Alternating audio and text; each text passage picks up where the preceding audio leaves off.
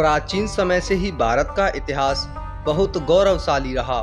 अंग्रेजों के भारत आगमन से पहले यहाँ कई राज्य स्थापित किए गए, जिन्होंने विस्तारवादी नीतियाँ अपनाते हुए खुद को यहाँ स्थापित करने की कोशिश की। इसी कारण समय समय पर नए साम्राज्य बनते गए और पुरानों का पतन होता रहा।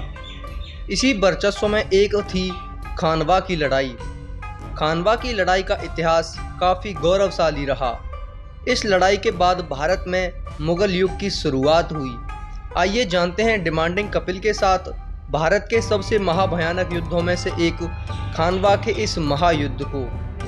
बात 15 जून 1525 के आसपास की है, जब बाबर काबुल से हिंदुस्तान फतह करने के लिए अपने एक बड़े लश्कर के साथ निकला। हिंदुस्तान को विजय करने का उसका लक्ष्य काफ़ी बड़ा था, जिसके लिए उसने एक विशाल फौज को संगठित किया था। बाबर सिर्फ हिंदुस्तान पर ही अपना कब्जा जमाना नहीं चाहता था, बल्कि वह काबुल में भी अपना वर्चस्व बरकरार रखना चाहता था।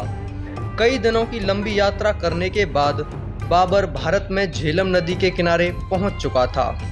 बाबर हिंदुस्तान में घुसने के बाद कई रियासतों पर अपना कब्जा जमा चुका था। वह अपने देखे सपने को पूरा करने के लिए हर युद्ध लड़ने को तैयार था। गुजरते समय के साथ बाबर कई रियासतों को फतह करता गया और अंत में पानीपत के युद्ध को जीतकर उसने दिल्ली की बादशाहत को अपने कब्जे में ले लिया।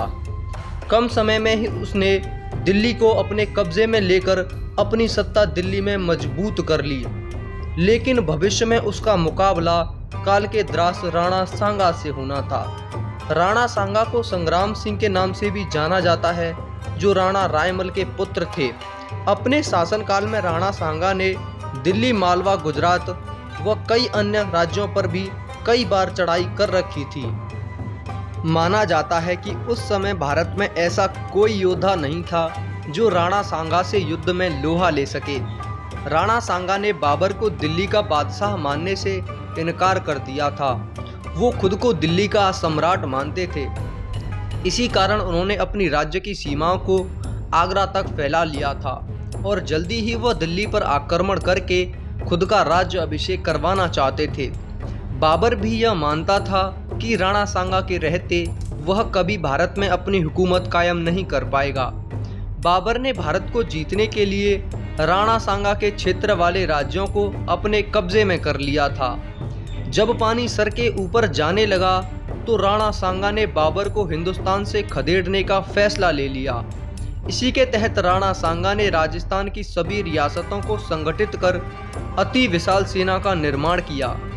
इस समय राणा सांगा के साथ हसन खान मेवाती, वसीम खान, इब्राहिम लोदी का छोटा भाई महमूद लोदी व विशाल राजपूत साम्राज्य डटे हुए थे। हसन खान मेवाती व महमूद लोदी ने ही राणा सांगा को बाबर पर हमला करने के लिए उकसाया था, क्योंकि बाबर ने इनके राज्यकाल कब्जे में ले लिए थे। 17 मार्च 1527 को इतिहास के पन्नों में वह तारीख दर्ज हुई जहां दोनों खानवा के मैदानों में भिड़ गए। इस युद्ध में राणा सांगा हाथी पर सवार होकर अपनी सेना को नेतृत्व दे रहे थे, जबकि बाबर अपनी सेना को पीछे से नेतृत्व दे रहा था। कुछ ही समय में राणा सांगा की सेना ने बाबर के सभी मोर्चों को चारों तरफ से घेर लिया। बहुत जल्द ही राणा सांगा ने युद्ध को अपने पक्ष में कर लिया था। उनकी जीत मानो तय हो चुकी थी, लेकिन बाबर ने अली और मुस्तफ़ा के नेतृत्व में तोप का मुंह खोल दिया और तोप के घनघोर हमलों के कारण राणा सांगा के कई हजार सैनिक एक साथ धराशायी हो गए। तभी राणा सांगा गुस्से से लाल पीले होकर युद्ध के बीच मैदान में आ पहुंचे। तभी बाबर ने अपने सैनिकों को तुलगामा नीति अपनाने का आदेश दे दिया, जिसमें कि चारों तरफ से एक इंसान को घेर कर उसके ऊपर तीरों से हमला किया जाता है। जिसके चलते यही नीति अपनाते हुए बाबर के सैनिक ने पीछे से राणा सांगा के ऊपर तीरों से हमला करना शुरू कर दिया, जिससे कि एक तीर राणा सांगा को लग गया और वे हाथी से नीचे गिर गए। और यही वो क्षण था जब उस युद्ध का रुख पलट गया। इसी युद्ध में राणा सांगा ने कई वर्चस्व की लड़ाइयाँ लड़ी, लेकिन वे इस युद्ध को जीत न सके। इसी युद्ध के बाद ही बाबर ने अपना पैर भारत में जमा लिया था, जिसके बाद मुगल युग की शुरुआत हुई और वह दिल्ली व आगरा पर कब्जा करके संपूर्ण भारत का बादशाह बन बैठा था।